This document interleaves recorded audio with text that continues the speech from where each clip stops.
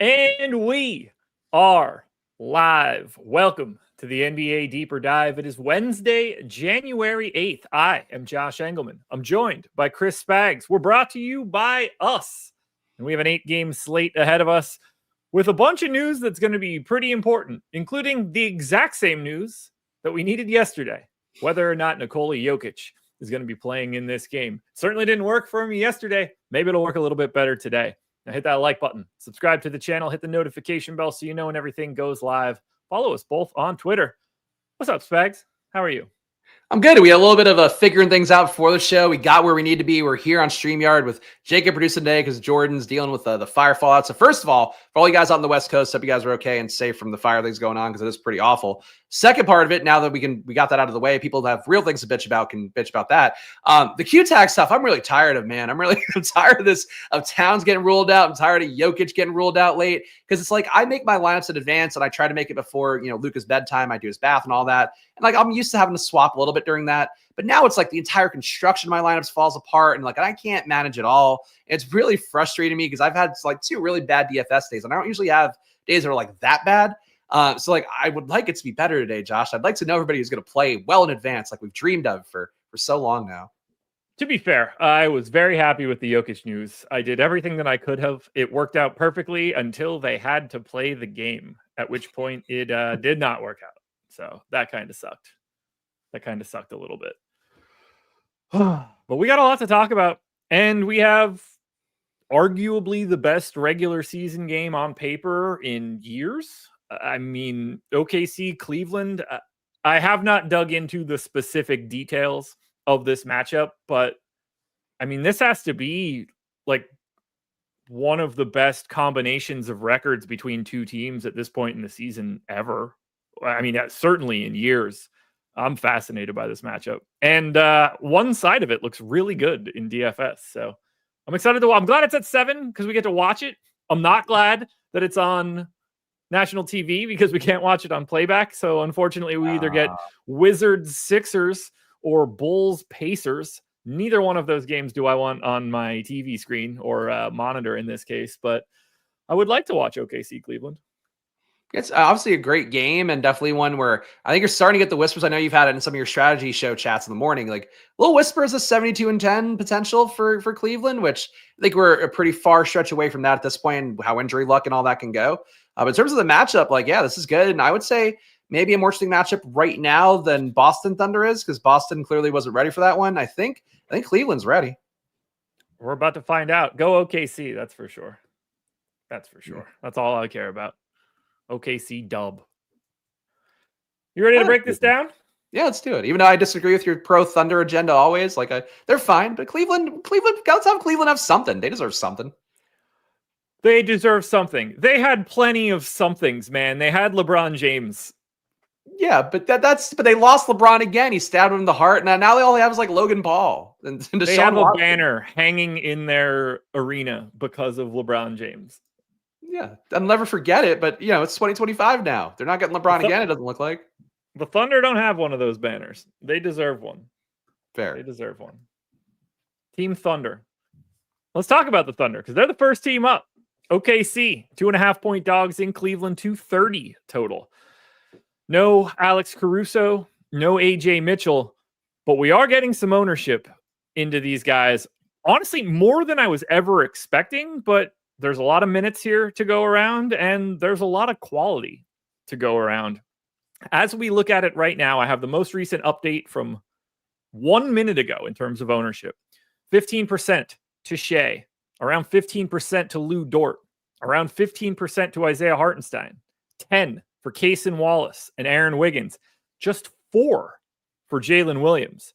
So I'm just going to open it up to you because that's a lot of guys right now. What do you have your eye on for OKC? Because I assume it's something.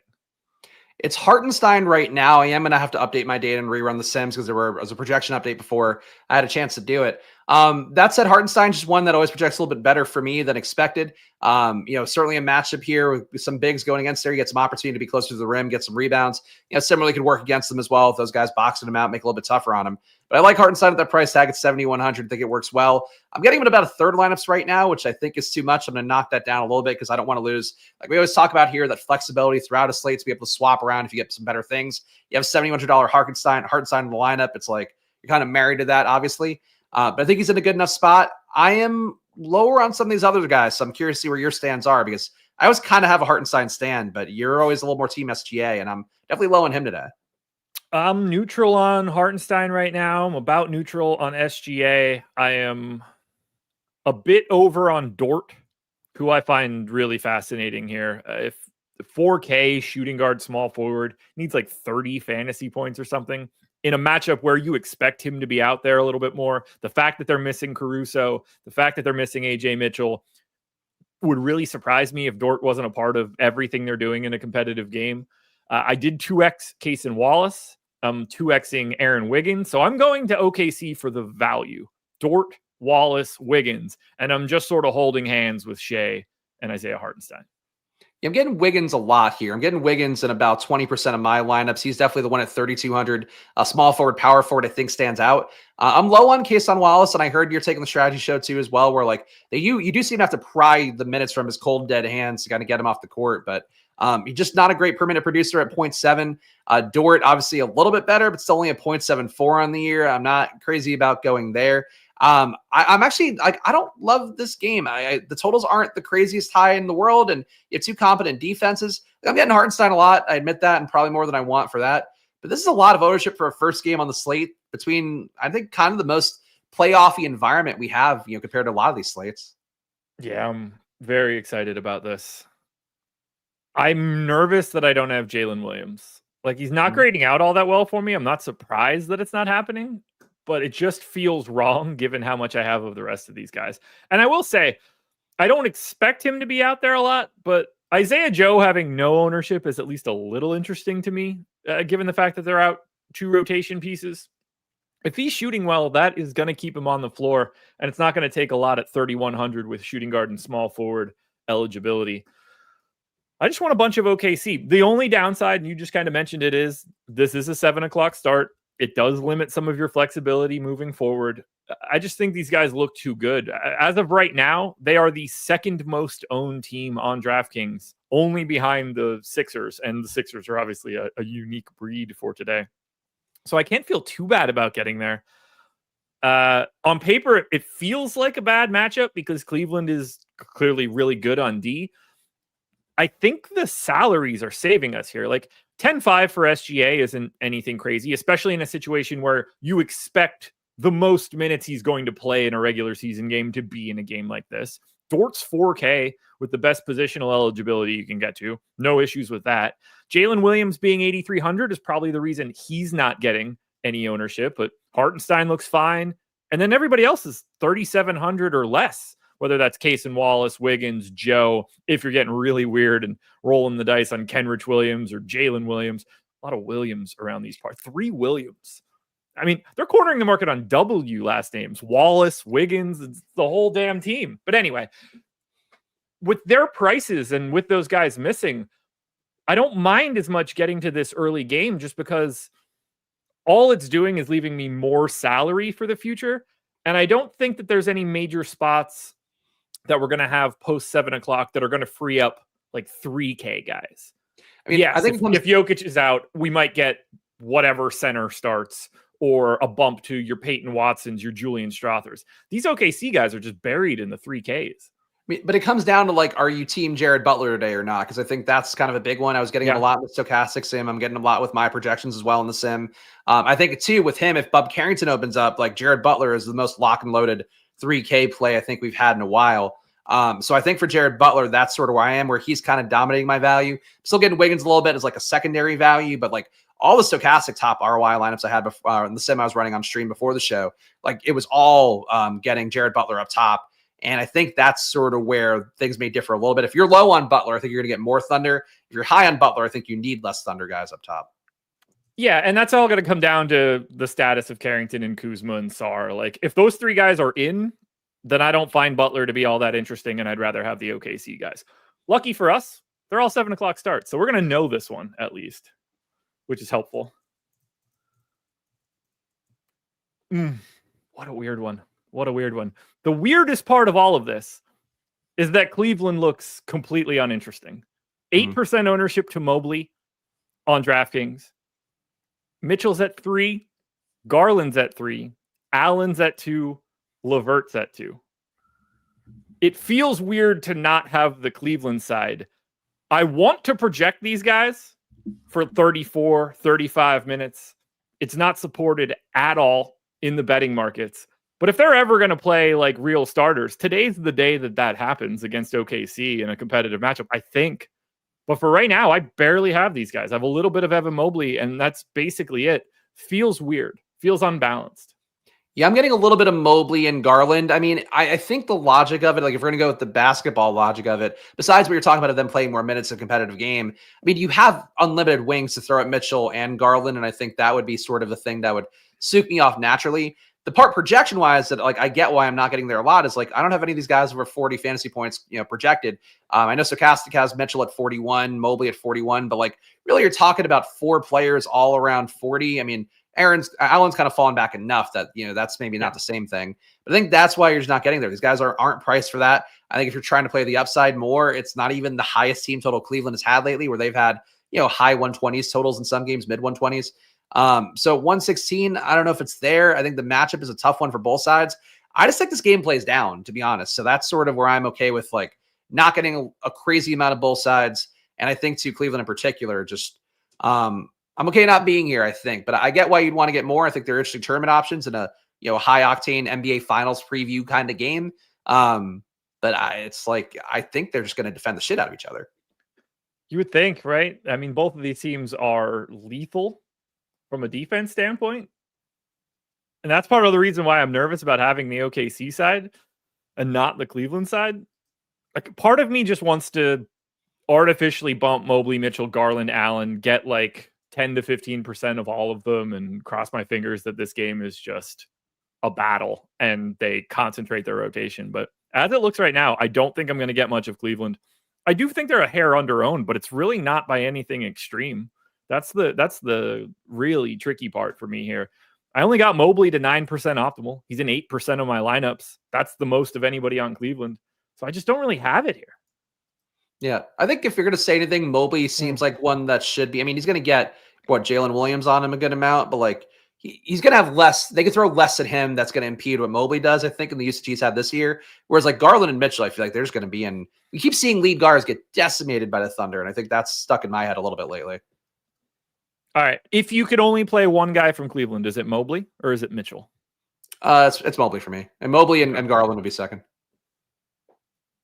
Hold on. I got to text my wife and let her know that the dogs ate, because the last time she got home in this scenario, she fed them for the second time. Well, I'm sure they hated that. If there's one thing dogs are known for, it's not liking more food. Yeah, they weren't like, no, don't do that. please, I've had enough for the day. I came down and I was just like, what the fuck are you doing? They ate an hour ago. And she's like, oh, well, they're gonna have they're gonna have a full belly. I was like, man, I'm the one that's letting him out in the middle of the night. That dude is gonna shit everywhere. Anyway, it turns out took 2 dumps within like an hour and a half of each other in the middle of the night. It was awful. High fiber meals. Yeah.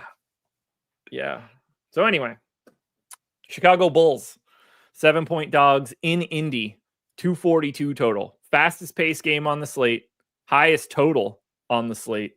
Not much to worry about on the Chicago side. No Torrey Craig, no Ayo Dosunmu. We should be pretty used to that. Tyrese Halliburton and Miles Turner are both questionable for Indy. That will have some real ripple effects if that goes wrong. But for Chicago right now, no ownership anywhere.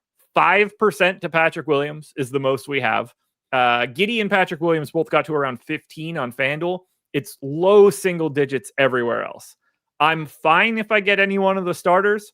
These guys are strictly GPP options for me.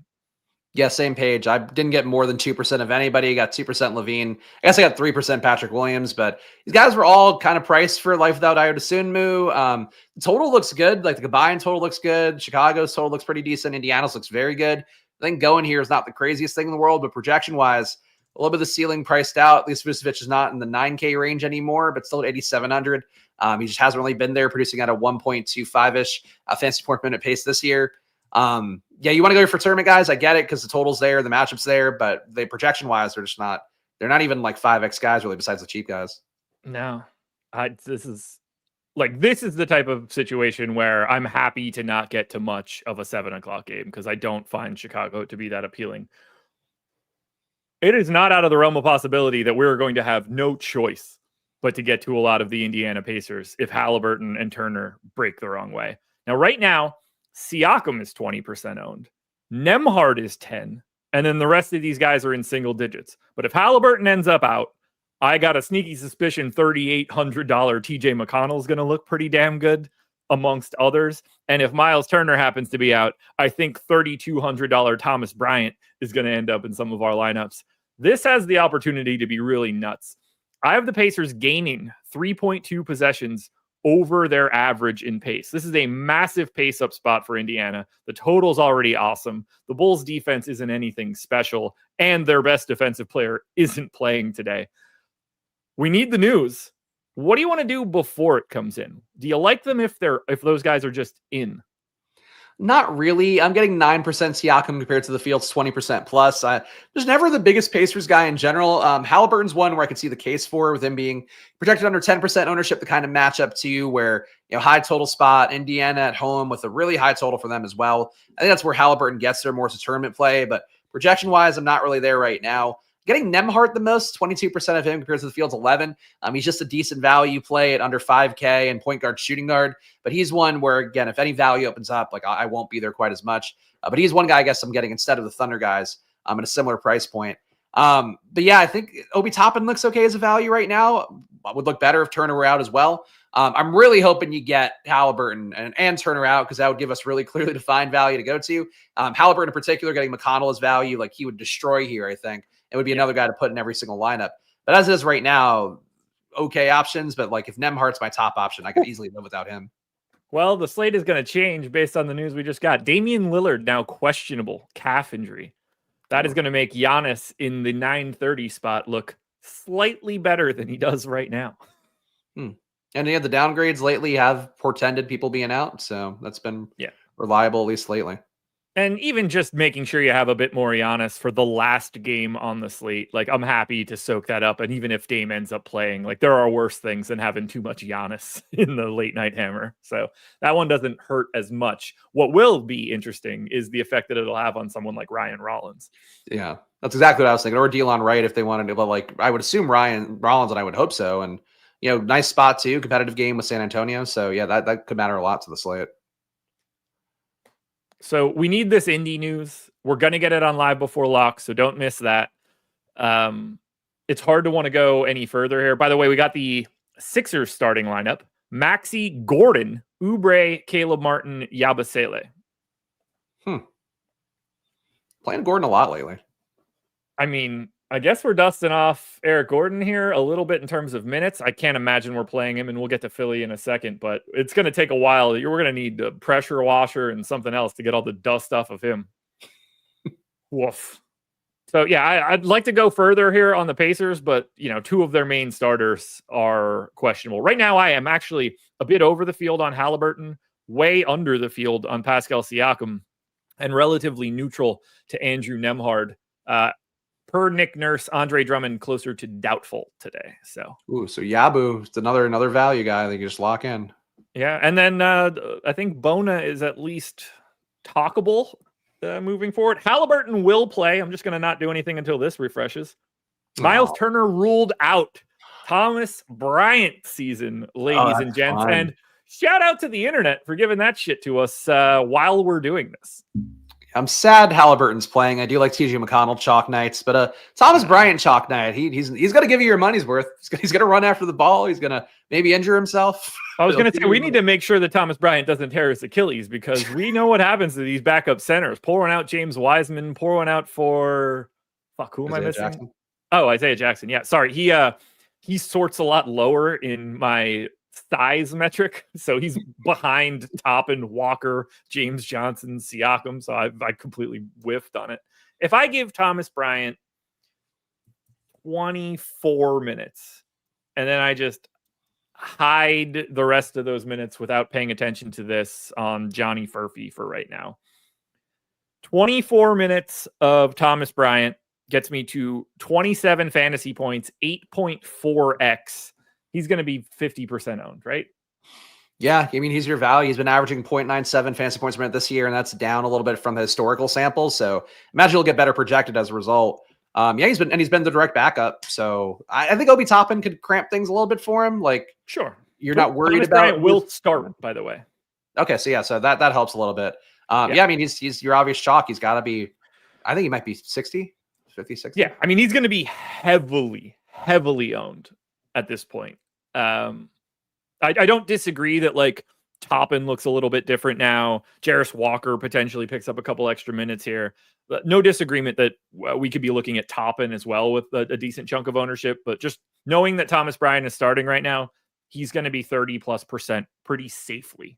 And it'll be more than that once we start getting this data. Do you have anything else you want to add now for the Pacers?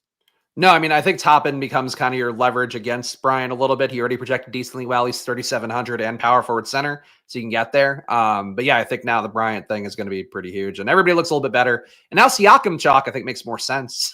Now you have Miles Turner not being in there, kind of taking as many stats away. This is going to be a fun slate. Schedule for the rest of the day, very important. NBA Live Before Lock coming up next. You'll get that from 6 until 7.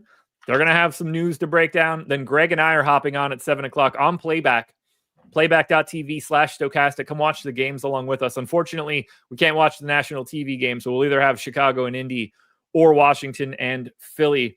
But if you have League Pass, link your account, watch whatever we're watching. If you don't, we have 20 VIP passes, so you can watch along with us. By the way, all of this is totally free. Costs you nothing to come hang out. We're going to talk about late-breaking news, ownership, swaps, bets, all that good stuff. What a curse for you. Like a game you actually really want to watch and you can't watch it on the show that you do and watch games on every day. I mean, look, if you're an NBA fan and you don't want to watch OKC Cleveland today, you're just not an NBA fan. This is as good as it gets for a regular season game. If you want something good, this is the one you want. I don't mean the game that I'm about to talk about, though, right now. Washington and Philly. Holy shit, this sucks. 11-point dogs in Philadelphia. And it's worse than it even seems. So Malcolm Brogdon's out. Jordan Poole's out. Johnny Davis is out. Bub Carrington's questionable. Kyle Kuzma's questionable. And I don't know how he plays after not returning to the game yesterday. And Alex Sarr is questionable. Now, right now, there is no ownership coming into Washington. 13% to Jared Butler. Single digits to everybody else. If they're all in, I actually don't mind getting some of Kuzma and some of Bub Carrington. Butler would be interesting because he's the flat min. If we lose one of those guys, we're going to have a bit more value here. If we lose two of them, it's going to start to get really crazy. If one of those guys that are out is Sarr, we need to have a conversation about Joval. This is shaping up to be insane. Now, it is a terrible spot for Washington. Pace down. They stink. Although, Philly with their own guys out for this one. But on the surface, what are you doing right now? A lot of Jared Butler is really good for me. I got him in 54% of my lineups before the show. So that's going to move around with the Thomas Bryant thing. He was kind of represented the value at 3K minimum. And he's been about a 1.03 fantasy point per minute player. Stokastic has him projected to play 21.4 minutes today, which is a little bit lofty. That's what he played yesterday, which included blowout run and also some kind of desperation run where he played alongside Bub Carrington. If Carrington is out, I think Butler's going to be another must-have on the slate at 3K min. Carrington's in, he's more direct backup. They could play together. Probably gets easier to play them together if Kuzma's out. That's what happened in the second half. But I don't know if you're guaranteed that court time together. So I think Butler, a play I like right now, but with Brian opening up, I think I'm naturally going to get less of him. Yeah, if Bub Carrington's out, Jared Butler's going to look better than Thomas Bryant by like a lot. So we're going to jam the hell out of Jared Butler if Bob Carrington's out. And I think he's a valid value play if one of those other three guys are out. If they're all in, it gets a little scary. Then you're starting to hope that he's playing a lot of the fourth quarter in a not advantageous matchup. But if we get Carrington out, we're going to feel really good. And if you get even just Kuzma is enough to free up some time here where like Butler can grab an extra minute or two.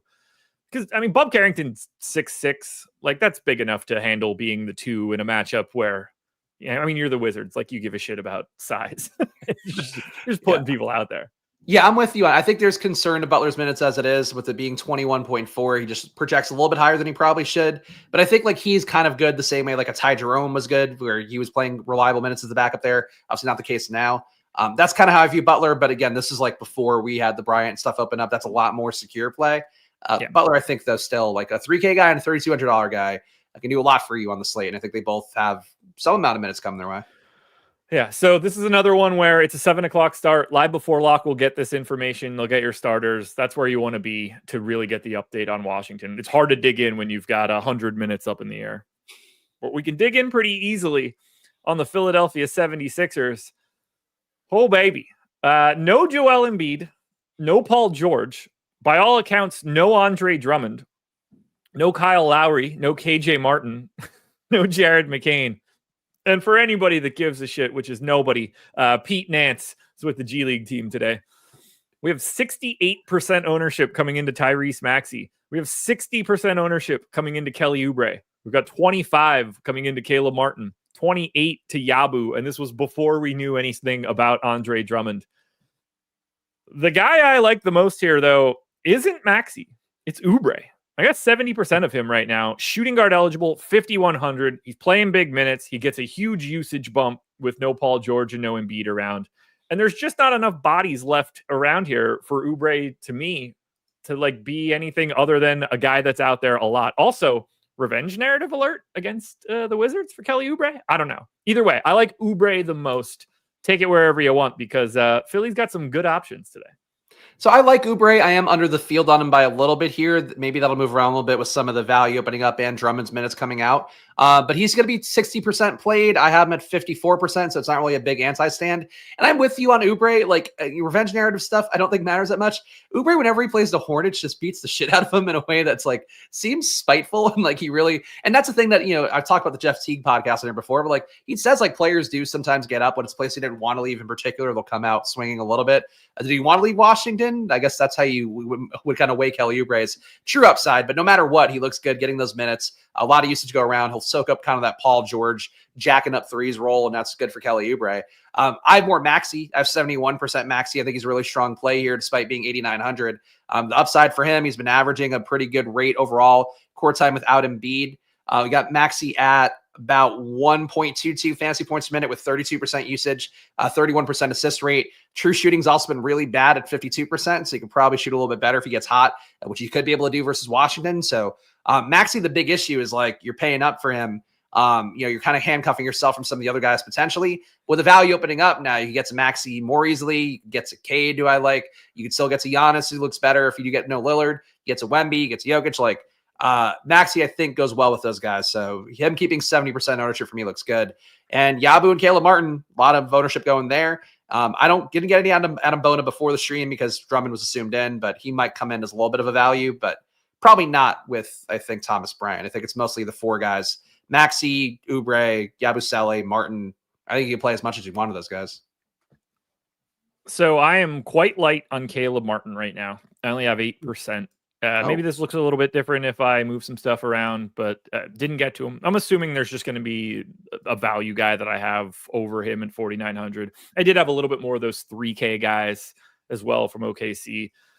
Yabu, I'm a little bit under the field on. I think that'll probably change a little bit if I give him an extra minute or two now that we have this Drummond news. Because I did have Drummond in for 22 minutes before this. So that opens some stuff up for Yabusele. I'm afraid to say this out loud. Take a guess how much Tyrese Maxey I have. I mean, you said you're under the field on him 10%? That you would be high there. And I don't mean on drugs. I have one lineup with Maxey right now. And First of all, I don't know why. Other than, I guess I don't have him projected as well as the field's ownership is showing. What do you have him projected at? 49.6. So Stokastic has him at 53.9. I have him at 55.1. I do think the fantasy points per minute I have Matt's a little bit high. I have him at 1.4 per minute today, which is, counting for the matchup. Obviously you're missing Paul George, missing Embiid, missing Drummond now on top of that. Yeah, I mean, look, the projections on Maxey feel a little bit aggressive. I'll give you that, but he could easily hang 70 here though. That's like the flip side of that. His points prop right now is 30.5 on FanDuel. I have him at 31.3. I'm at 32.9. You should bet that. Now his assist prop on FanDuel, 7.5 juice to the under. I'm gonna call it 7, 6.8, 6.9. I'm a little lighter there. I dug into usage or to his assist rates and stuff. I don't love his I like the under for him there, and more so than just looking at it from my projections. Who's he setting up here? Who's the offensive guy that's going to be on the other end of Tyrese Maxey passes? That's this offensive threat. Is it Caleb Martin? No. Kelly Oubre? I mean, Kelly Oubre is probably going to be looking to do that shit himself. Yabu 3? I don't know. It's not Ricky Council. It's not Reggie Jackson. It's not Justin Edwards. It's not Eric Gordon. I'm not surprised to be a little lighter on his assists because I don't know who the hell is supposed to convert his stuff. Yabu could get shots up. He takes those Embiid threes more than he probably should, but he takes them. So I think he can do it. I'm at 8.1 assists, Maxey, that is. I'm at 8.1. So I'd be over on the market. Yeah, look, I mean, it's just the thing that would really stand with me more than anything if I were fading Maxey is he's going against Washington. I find it hard to believe he doesn't give you 50. And if he gives you 50, he's still probably, I mean, what's his target score for you? Is it 50 and change? 54? 56. 56. Okay. Yeah, you're getting a little bit tougher there. Yeah, I think it's just the ownership more than anything else. I think the fact that he's showing up at 68% is just preposterously high for me right now. It's just so tough when you don't have Paul George and Embiid. He's not priced for that situation. And I think the assumption here is that he's probably would you agree he's a 10K guy if Embiid and Paul George were out for months? I mean, mid to high nines if he's going to keep playing 39, 40 minutes. Yeah, so you're talking a lot of minutes, all the usage, pretty high assist rate. The assist rate definitely takes a bump, even though I see what you're saying about them maybe who are you passing it to, but it does on paper take a bump with Embiid and Paul George out. So, and it's not like he's passing Embiid and Paul George that much either, for the record. He grades out as my second best option, only behind Oubre. It's not like I don't like him on paper. You're shitting on him, but I'm going to defend. I think the ownership is really driving a lot of this right now. No, look, I feel like a chalk donkey. I'm sure Eric Lindquist will love this one. He loves to gobble up that chalk. But yeah, I have a lot of Harden. I got a bunch of Brandon Boston right now. I've got, obviously, he has forward eligibility. I've got a lot of Anthony Simons. I've got a bunch of Shaedon Sharp. I'm really heavy on Jokic. I'm really heavy on Victor Wembanyama. I'm still neutral to Giannis. I'm neutral to Shea. And this says nothing for some of the value that we were talking about. I think I'm just going higher than Maxey right now, and it's easier for me to do that because of his ownership. That's where I think I'm at right now. I don't want to dissuade anybody from playing Maxey. He looks awesome today. He just doesn't happen to be in the lineups that I selected before we started this show. I think that's reasonable. You have more than enough games to go find other guys around that price tag and hope they can just outscore them 1-1. And I think that's a reasonable to play DFS every night. But when you have a 70% owned guy who's that expensive, I think you're sound game theory, if nothing else. Yeah. I assume I end up with 25% of him or something. This news is going to move stuff around. We're going to see the ownership of Giannis and Wemby and Jokic potentially. All those guys are going to go up now that we're creating some of this low value. And I think that's just going to naturally bring Maxey down from 68 to 60, 55, something like that. Because we're going to have to redistribute it to those other high dollar guys. And if that's the case, I think that's how I end up getting to 25 or 30% of Maxey. Yeah. I think that's fair. I mean, a full fade feels crazy, but I think half the field on that much ownership is more than a sane thing to do. All right. Well, that's going to be fun. I'm excited to see what that looks like over the next hour and a half. That's all Thursday news, so don't care there. Pistons, 8.5-point favorites in Brooklyn, 212 total. This is one of the games where it's just like, oh my God, we got to talk about Brooklyn today. For the Pistons, 24% ownership coming into Cade on DraftKings. Nobody else has more than 3. And Cade got to 13 on FanDuel. Nobody else got higher than 7. I have half the field of Cade at this moment. I think he looks good. I don't think that ownership is crazy. Interesting, if you want to try to get off a 68% maxi and switch to Cade, I could understand it. I certainly don't have anything else, though. Not a single guy in a lineup other than Cade. So I like Cade a lot. He's been averaging 1.5 fantasy points per minute with both Jaden Ivey and Oscar Thompson off the court. I don't know why Thompson would matter, but it is what's going on for both of them. Pretty big sample size for that as well. Has played, let me go back to my rates page, has played 983 possessions this year without both guys, 47% assist rate, 34% usage. He's playing Brooklyn, who's obviously awful. Not a high total here, not an up-tempo spot going against a down-paced Brooklyn team. But I think Cade's worth the ownership. I'm getting 50% of him as well. So I don't know. It's going to move around a little bit because I could afford Giannis. I could afford Jokic a little more viably with some of the value opening up. But I think Cade is a little bit under projected right now compared to just how he's played overall. Like last game, he still put up, I think, 55 fantasy points. And he had an awful first half. Like first quarter stint, I think he did like basically nothing. Still put up a pretty good score there. Now he's facing Brooklyn, who legit has nobody left. And I think it's a spot where, it's as soft as it was versus Portland. He had a good day there after starting slow. I like him a good amount. And he and Maxey, I think, would be a core construction for me today. So I'm in favor of Cade. Nothing else here stands out besides Beasley at 5% for me. All righty. And then we got to Brooklyn. Yeah. So no Boyan, no Cam Johnson, no Max Lewis, no DeAnthony Melton, no D'Angelo Russell, no Cam Thomas, no Trendon Watford, no Dariq Whitehead. Likely no Ben Simmons, who is doubtful, and potentially no Day'Ron Sharpe, who is questionable. They only have 9 guys if Sharpe is in. So, yeah, somehow, even with 9 guys, they still mostly suck. 25% ownership coming into Tyrese Martin right now, $4,600 shooting guard small forward. I'm matching the field. 17% ownership coming into Noah Clowney, $4,400 power forward center. I'm around the field. I have a random Jalen Wilson lineup. I have a random Keon Johnson lineup. I have a random Zaire Williams lineup. And I did get to 6% of Day'Ron Sharpe, who is now up to 4,400. Holy hell, man, this team sucks. They should project better for having 9 guys and having all their star players out, and yet they don't. So it's a little bit of a weird thing, but I'm getting Tyrese Martin a lot here. He's really he's not really a great scorer, but he's the only scorer they have is really, I think, of some competency. Keon Johnson will shoot, but he's not like a guy that I think gets buckets at the rate that that Martin does. So team Tyrese Martin today, 40% exposure for me. The field's at 25 and change. So that could move around a little bit here, but I think that's part of why I was getting less Thunder guys as well, is that Martin just looks like a better play for me at similar spots. And he is shooting guard small forward as well, so you could cram him into more spots overall. Noah Clowney looks okay to me. Would certainly look better if you get Day'Ron Sharpe out. Day'Ron Sharpe, I would love to chase him after he was really the only guy initiating offense. But he took minutes away from Claxton in that last game. It wasn't like he was playing with Claxton. So I think it's one of those spots for him where he's probably not get the same minute outlay no matter what. Now the price tag's up. But if you get one more guy out here, I think it's going to look even better.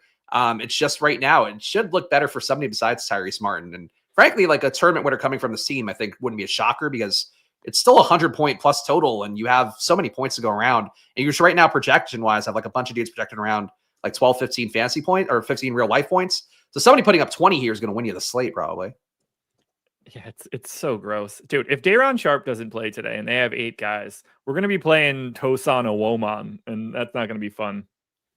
I'm glad you said how to pronounce that name. Iwoman? Iwoman. Iwoman? I've never heard anybody say his name out loud. It was like, I saw that on my sheet today. I was like, I am not even, what? No.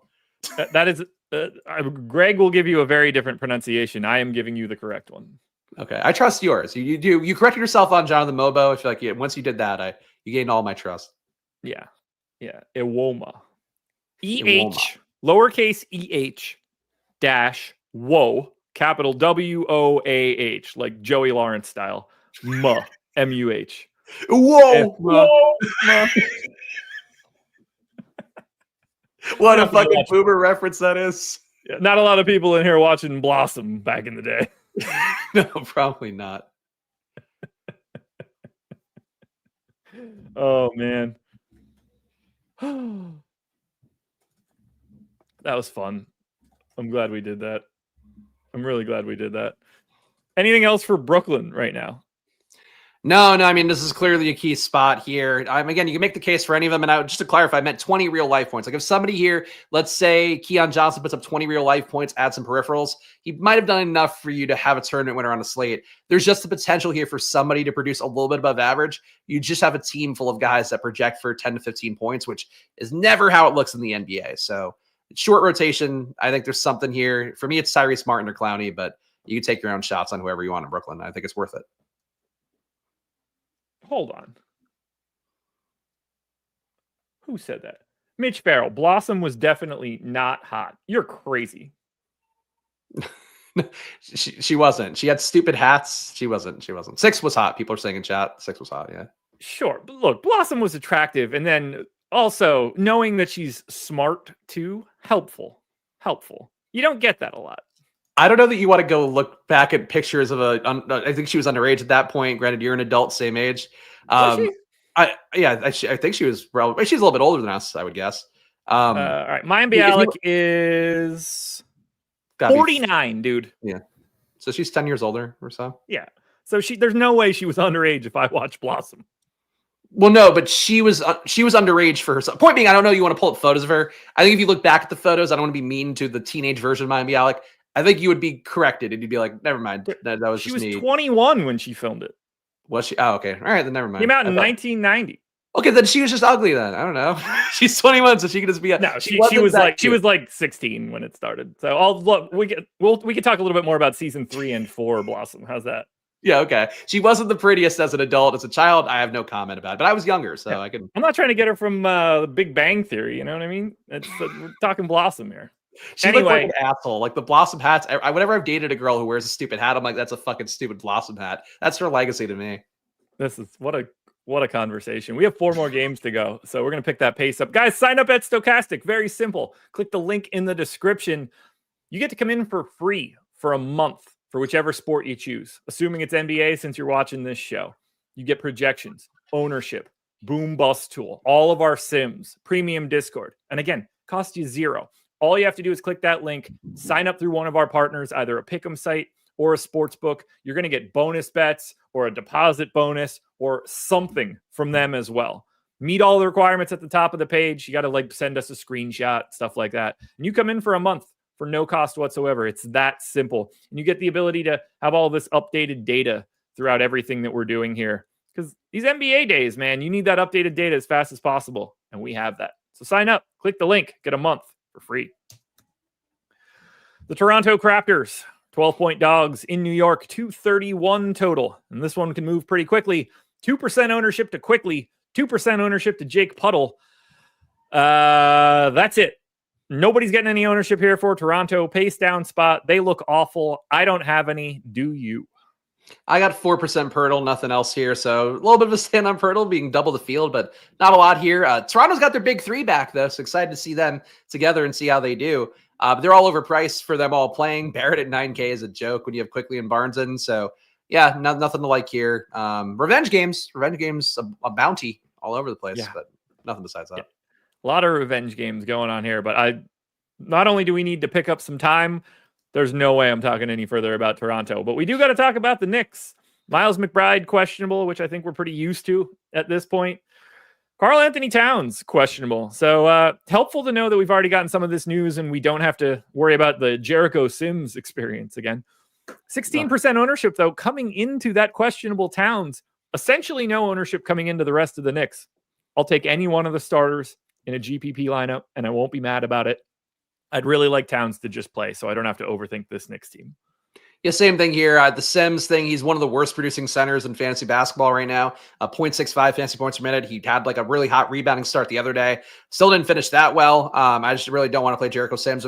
Rather they start Precious Achiuwa, which I think would be logical, and he has some upside. But really, if they don't do that and Towns is out, I don't know what you're going to do. Get more of these guys overall. If Towns is out, though, Brunson's going to look better. Hart will look better, but these guys are kind of expensively priced. Bridges Anunoby also better too, but I think a little bit less of a high upside play like Brunson and Hart would be. But yeah, Towns being in, I got 17% if he's in, and I would like him to be in because he's been out a lot lately. And he shouldn't be. Yeah, I just want him to be in and be done with it. Oh boy, here we go. Day'Ron Sharpe out. Eight-man rotation for the old Brooklyn Nets tonight. Unless I'm missing somebody, and I don't think I am. Yeah, I was going to say, like, because on the DK slate, they don't always have every player that's, like, on the roster, but, you know, G League floating back and forth. So I was wondering if there's anybody else. But if you're telling me we're that low. No, there's not. There's not. I'm looking at their spot track right now. There's not anybody left. Unless Ben Simmons ends up getting ruled in coming off of a doubtful tag. They've got 8 guys tonight. That's crazy. And shortest rotation we've had in a while. Yeah, oh my God, this is going to be disgusting.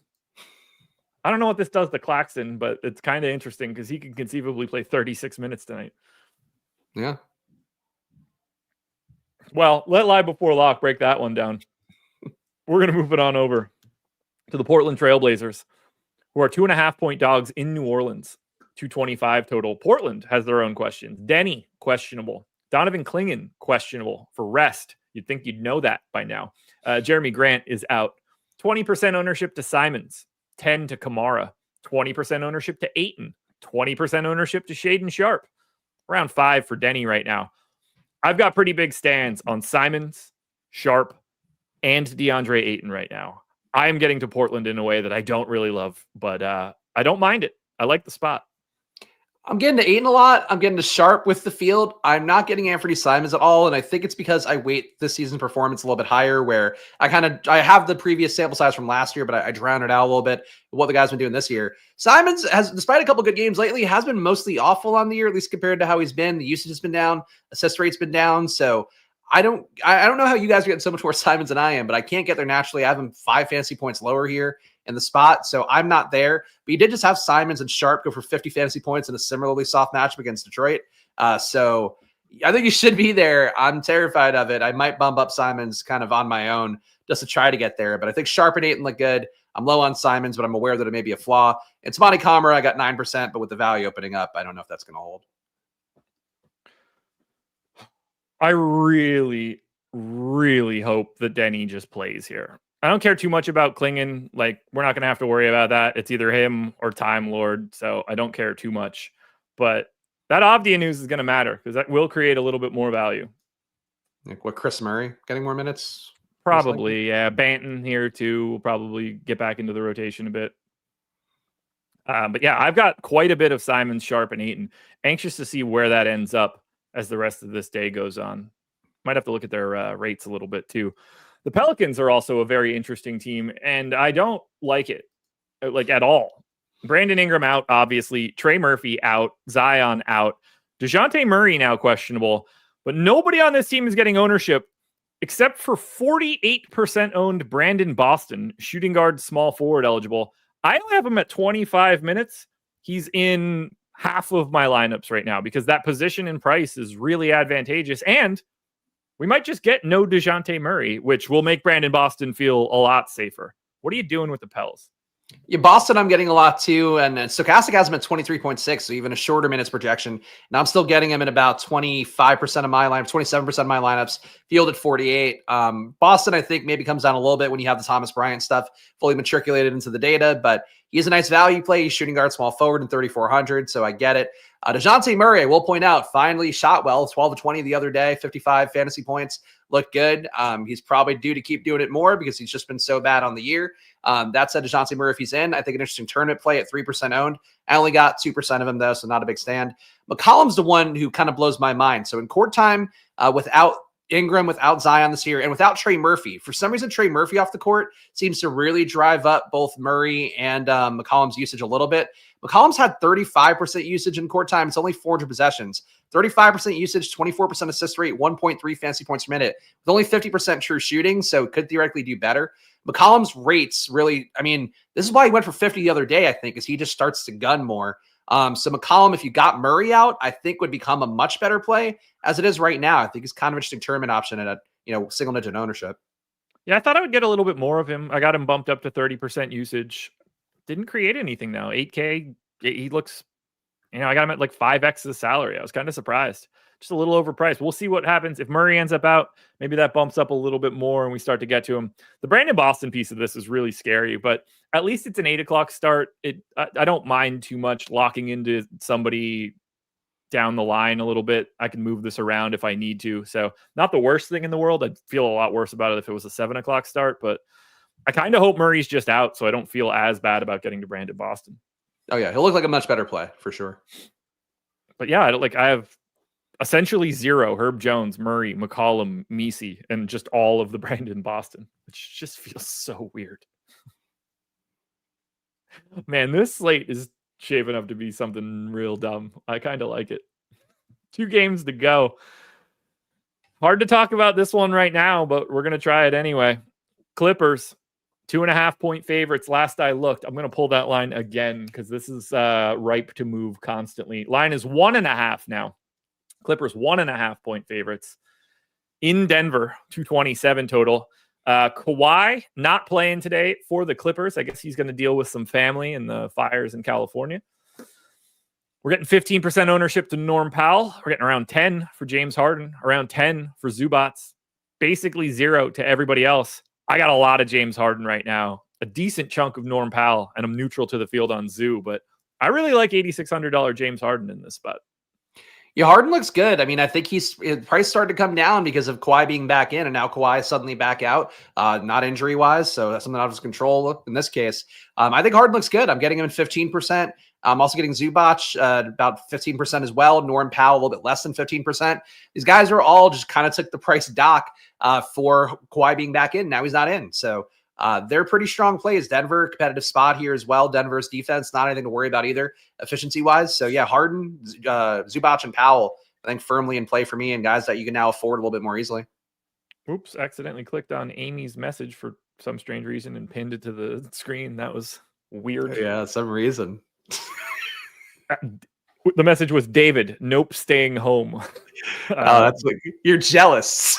You're jealous. Yeah, for some reason it wasn't scrolling down any further, and the button to like make it scroll further is on top of the messages. So I clicked it. It didn't work. So yeah, I have a ton of Harden right now, a bunch of Powell, 8,600 for Harden. I'm more than happy with it. If he's going to get a steady diet or Westbrook, maybe he wants to go at him a little bit. I don't know. We'll see. But then we get to Denver. Now, based on the line, feels like Nikola Jokic is not playing today. Mm-hmm. I have a hard time believing that Denver is an underdog at home when Nikola Jokic is playing and the rest of their guys are around, save for Gordon. We'll see what we want to do here right now. I have some Jokic. I don't really care whether I have him or not. Like, we've got Giannis behind it. We've got Wemby behind it. Getting off of the Jokic ownership won't matter at all. I don't really want anything for Denver if he's in other than Jokic, but I would take any bit of Murray, Porter, Brown, or Westbrook in a GPP lineup. I just don't think any of these guys look very good. Do you like anything here if Jokic is playing?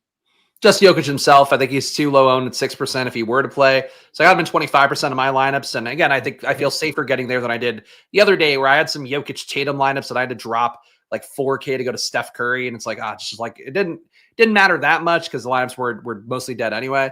But it's a little bit of a tough pill to swallow. At least here you could swap the 2 great centers behind him with Giannis and Wemby. So they go to Jokic if you can. I would still do the shot. But I agree, like being a 1.5 underdog. I mean, the fact the line moved a point, maybe Jokic closer to playing would be my hope. But if he doesn't play, obviously everything opens up again that opened up yesterday. Westbrook looks better. Those guys are borderline playable right now to me, but not, I think anybody above 5%. I think that line only moved to 1.5 because Kawhi got ruled out. Oh, really? That makes sense. Yeah, that makes sense. But could be wrong. Look, if we see it flip and you start to see it even or Denver favored, like we know where we're going at that point. But something to pay attention to. Here's the most important thing for everybody, because I know everybody's going to have questions.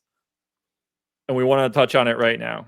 Josh Big Maddie was on the wrong side of Denver last night. I was on the right side of Denver. I couldn't have been more right. It just didn't work out on the court. I don't give a shit about the results. The process was perfect. Absolutely perfect. So couldn't be happier that I did it that way.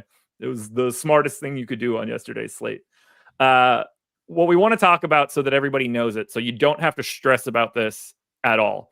DeAndre Jordan is the flat 3K. He's center only. Zeke Naji is the flat 3K. He's center only. Dario Saric is the flat 3K. He's center only.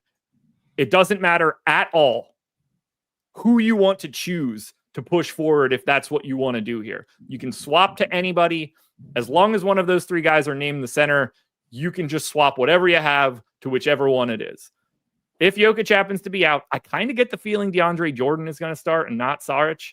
I also wouldn't be surprised if they pulled the plug on Zeke Naji, who went very poorly yesterday in his only rotation. What do you think you're going to end up doing here? Because this one looks different than it did yesterday. Are you anticipating, if Jokic is out, getting a huge chunk of the pay down center? Because now with Thomas Bryant in a 7:00 start, center eligibility is going to look a lot different than it did yesterday. Yeah, and I think that's where, like people in the chat seem really worked about the process versus results thing. The process here, the biggest issue is that like Sarge started the games. Yesterday we saw the minutes get jerked around a little bit. That's a little bit hard to kind of have the full confidence in when you saw, all three guys playing center minutes to go forward today. I would rather just take the Thomas Bryant chalk, I think, and just deal with it and just not try to swap around too much. I would like to get more Westbrook because I do think his rate's taking a jump up. The opportunity being there, he seems more reliably hit a ceiling because we just have more bullshit stats to go around for Westbrook to soak up with Jokic not in there. I think I would want to prioritize that the most. But look, I'm with you, like 3K minimum salary guys, having three of them, whoever runs hot's going to get the minutes, but you have three of them splitting the minutes. So I don't know that you actually really want to go out of your way to preserve room to get there in the case that happens. So for all the simple brains in chat that don't seem to understand how math works, we have a post-contest simulator. You could load up the contest from last night, pull up that data, and find out what the best plays were after lock, when all of the news happened. And spoiler alert, Dario Saric, Russell Westbrook, Michael Porter Jr., Peyton Watson, Christian Brown, all of these guys became the best possible plays that you could get to yesterday. You can see that in the data if you want. You can see that in all of the pros that jammed the shit out of those dudes when all of that news came in. We have this for you if you want to look at it. We don't just have to make it up in our heads and think that because they didn't play well, they were bad plays. Don't be afraid to sign up at Stokastic and finally learn something for once. We have that ability. You could even come in for free, which I'm sure will be helpful. How'd that go for me? No, that was good. I mean, look, the only stat that as I always say, Josh, the only stat that matters is wins. That's the fact that, are we really doing this? The fact that you said Jokic was playing 100% is the point. Because he was probable when I was on the show. Of course I said he was playing 100%. That's what probable means. He was questionable at 6:30 on a show I wasn't on. I will say to your side, like I was mad that I couldn't have the flexibility to swap around with Jokic. That's what kind of tilted me yesterday. Was I just had this $12,000 spot I couldn't do anything with. But that's the thing is, if you had 5-6 spots like you were planning ahead to do, you had the ability to make that move and work better. So yeah, that's what the game is, unfortunately. All y'all need to go watch Billy Madison and think to yourselves, maybe I should go back to elementary school as well. We're going to get some value probably for Denver with no Nikola Jokic. Be ready for it. But we're also going to get some value on the Milwaukee side of this one. But we got to talk San Antonio first. Final game. Hit that like button, by the way. If you're not one of the people that I was just addressing, I'm sure you would love to hit the like button. Spurs, 5.5 point dogs in Milwaukee, 222 total. 22% ownership coming into Stephon Castle. Single digits to everybody else. Even before we've adjusted for some of this value, I have 25% of a 9% owned Wemby. And I don't mind getting to any of the other starters, including the Barnacle of the Bay, who is under-owned. Who do you think starts? Do you assume it's Castle the same way that it was a couple days ago when Sohan was out? Because the betting market does not support that. And I don't know what that means right now. The projections right now seem like a split because it's Champagny getting 27 minutes from Stokastic and then Castle getting 26.4. I'm getting more Castle, but I think either one being the play would be fine by me. Castle, I think, projects a little bit better per dollar, but they're pretty close. So yeah, I think it's Castle, but I don't really have a lean. I assume it's one of those guys. My assumption was that Castle was just going to take that spot the same way that he had it, whatever, it was like the third or whatever, the first Denver game. Oh, okay. Now I really do think it's Castle. When I prepped at like 3:30, 4 o'clock, Stephon Castle's points prop on FanDuel was 7.5. It's now 11.5 juiced to the under. So I believe that has now moved pretty significantly because I brought his minutes down a little bit because I was like, I have him at 10 points now. I couldn't even get it any lower than that. So now seeing that has corrected itself, I do feel that it's Castle, and I do feel that 22% ownership looks pretty damn good. But when I saw that, I was just like, oh man, what are they gonna? Are they going Champagne? Are they going Keldon Johnson? Like what kind of weird stuff is San Antonio about to do? Now that's 11.5. It's just pretty clear that he's starting. Yeah, I have at 11.1 points. So that aligns with the minutes that I have. Alrighty. Do you think you're going to end up with more Wemby now, or is it just going to be full steam ahead Giannis because of this Dame news? I think I'll get more Giannis now if Dame is going to be doubtful for the spot. I mean, we're going to downgrade him and assume that he doesn't go.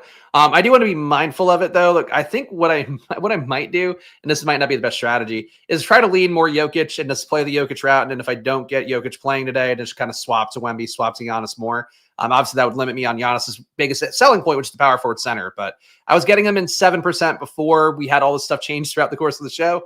I imagine now I'll be closer to the field on him.